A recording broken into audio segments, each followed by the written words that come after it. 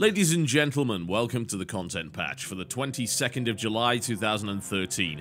My name is TotalBiscuit with today's gaming news and comment. I apologize for lack of episodes over the last few days, but there's just been nothing to talk about. Really, it's actually kind of silly. You would usually expect there to be, but as it stands, no, I'm afraid not. Coming up in the show, Sony confirms that the PS4 will support PlayStation 3 wireless headsets. China confirms that foreign game consoles can now be sold. However, it is not entirely lifting its 12-year ban on the sale of such devices. Borderlands 2 is going to be getting yet more DLC. The 3DS is consistently outselling the PS3 and the 360 in the UK, and Gearbox to release remakes of Homeworld and Homeworld 2. All this in the OC Remix track of the day is coming your way right about now. Comic-Con this weekend was not exactly a hive of gaming activity. However, we did find out, courtesy of Polygon, that the PlayStation 4 will support PlayStation 3 wireless headsets. Now, we already knew that the PlayStation 4 would actually come with its own headset in the box, specifically a mono headset with an earbud. However, if you wish to use your previous wireless Bluetooth headset, then you will be able to do so.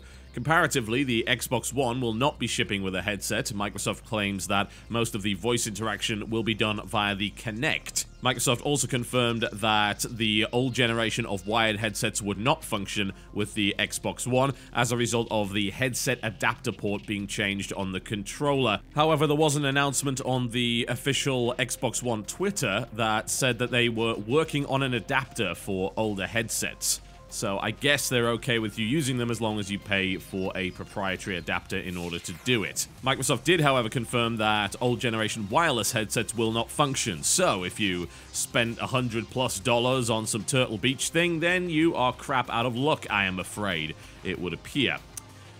Alright, well, I mean, it's just another small PR victory for Sony as far as I'm concerned with this. It does actually make sense for the current generation stuff not to work with next gen. It does. I mean, it's hardly the first time that it's happened. It probably won't be the last. The reality of the situation is that both the third-party companies and the manufacturers of the consoles want you to buy new accessories and peripherals for your system, because that's where they actually make decent money. They don't make decent money on just selling the console. An extra controller was an add-on that we were always pushed to sell when I used to work at games. Like, you gotta add this on, this is where money is made, both the company and us make a decent margin on it, so sell accessories for the love of God. And when it comes down to companies like, say, Turtle Beach, I mean, this generation, we've actually seen a thriving economy based on third-party peripherals, more so than other generations. I mean, you might say, oh, well, you know, the past generations, there was always a bunch of controllers and maybe third-party memory cards you could buy. Yeah, you're right, you know, Mad Catz made a killing there, but these days, we're talking about premium stuff. We're talking about $200 fight sticks, we're talking about $150 headset microphones, we're talking about stuff that's very specifically designed around the idea that it will improve your gaming experience somehow. Now, Razer has a controller that's $85 in the form of the Sabertooth, and there's a bunch of other companies that make so-called pro controllers that are designed to be better or more customizable. It's a thriving industry around it now, and I don't hate that industry. That's fine. I don't really want to buy most of those products, but I will admit to having spent a lot of money on a fight stick. I bought a Hori Real Arcade 3, and I'm very happy with it. And I realized that buying something of that quality feels good. It probably won't make me better at fighting games, but it's a good piece of hardware that's probably not going to break anytime soon. Thankfully, I bought mine for PlayStation 3, so I don't think I'll be having too many compatibility problems there. But it does suck when a new generation comes around and they say, oh, all of that expensive kit you bought, pretty much going to be useless. You might as well just keep using it with your 360 and PlayStation 3. I guess the only boon, really, is that this kind of kit will be around for a while, considering the transition period between the two consoles is probably going to be pretty slow this time. I don't expect to see particularly quick adoption rates as a direct result of no backwards compatibility. The question, I suppose, is which other accessories will actually work from the previous generation? Well, we do know for a fact that only Xbox One controllers and accessories are going to be working with the Xbox 1. There will be no compatibility with 360 accessories at all. This, it would appear, also remains true for the PlayStation 4. The PS3 controller will not work on the system. The PlayStation Move, however, will. What they didn't do is confirm whether or not stuff like, say, older fight sticks, which are wired USB, would actually work. We don't have a full confirmation of that. The only real information we do have is from Scott Rode, and this is when Patrick at Giant Bomb interviewed him. Scott Rode, by the way, is the Senior Vice President of Product Development. Now, what he said was, it's likely the PlayStation 3 peripherals will work on PS4 in reference to USB devices such as fight sticks. He also confirmed it was likely that keyboard and mouse would also work with PlayStation 4, so that indicates that it's gotta be at least somewhat compatible with existing hardware. Keyboards don't just go through iterations of hardware. You don't get a version of keyboard which is incompatible with a particular PC. No, if it's a USB keyboard, it works. It's really as simple as that.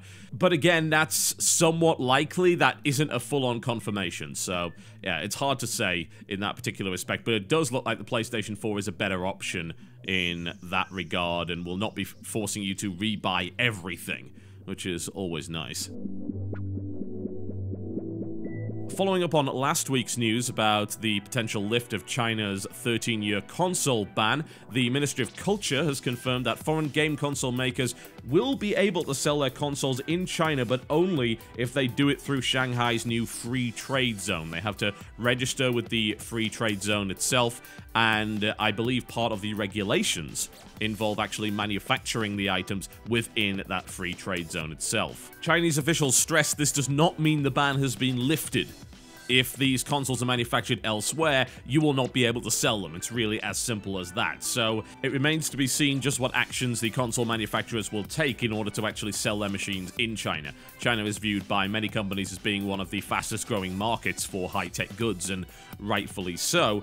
And the Chinese gaming market, for the most part, gravitated towards online MMOs and PC gaming, as well as mobile titles, in response to not being able to purchase stuff from the console market. It's going to be a very interesting time for China, and just for the gaming scene in general. A massive new player is potentially entering the scene. Regardless of whether or not there are actually restrictions on this, it would seem that it would be reasonably easy to comply with said restrictions, but I suppose the question is whether or not these companies wish to move their operations to this so-called free trade zone in Shanghai.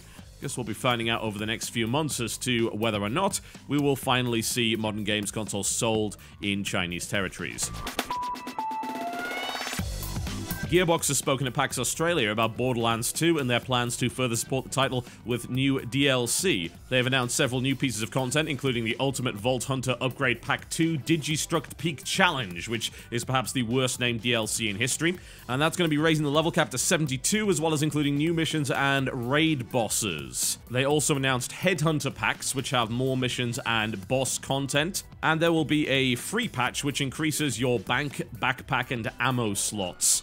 The actual DLC itself is not included in the Season Pass and is likely to be priced at $5 a pop. Gearbox said they will be revealing further information on September the 14th, which is their so-called Gearbox Community Day. You know what I miss? When Season Pass meant that you actually got all the DLC for a title. That seems like what it would be, right? That seems like it would make perfect sense. Now, they did cover their bases. All credit to them for that. They covered their bases by saying, look, this is for 4 pieces of DLC, very specifically.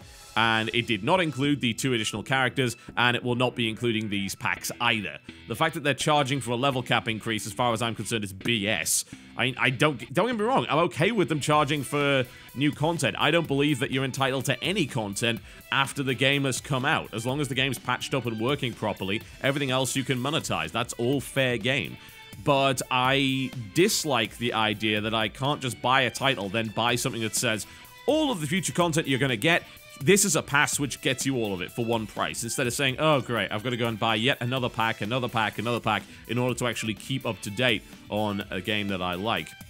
I think it gets to a point where if your title isn't free to play, when you're treating it as a service in this kind of way, that it begins to get obnoxious. Season passes, okay. I mean, they're kind of like pre-ordering, which I definitely don't like, but at least if you play a bunch of the game and you realize, you know what, I'm going to be playing this for the long term, and then you buy the season pass, it's a relatively safe bet. You know, it's not like buying a game sight unseen. It's buying additional content for a game that you already know that you like and have played sight unseen, knowing that that content is most likely going to be improving the title. DLC does tend to run the gamut in terms of quality, but it's fairly rare that a DLC pack will actually ruin the game. So I think there's a differentiation to actually be had there. What annoys me in this case is the inability to buy a season pass and actually get everything that the game has to offer.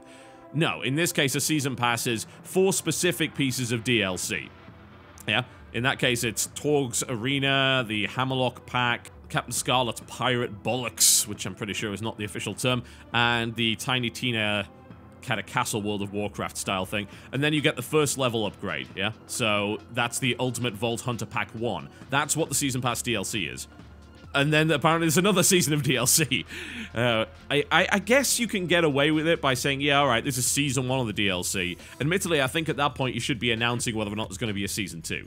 Because I think that's good information for the consumers to have. If you're saying this is Season 1, there's going to be another 4 big pieces of DLC that are actually good enough to justify this kind of price, maybe you can do it.